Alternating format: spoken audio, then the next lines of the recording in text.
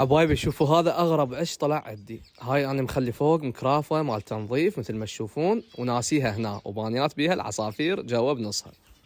بسم الله ما شاء الله، بسم الله ما شاء الله. اسوأ عش موجود هنا ما تتوفر به الظروف باكبر عدد من الافراخ، ما شاء الله تبارك الله. اللهم صل على محمد وآل محمد.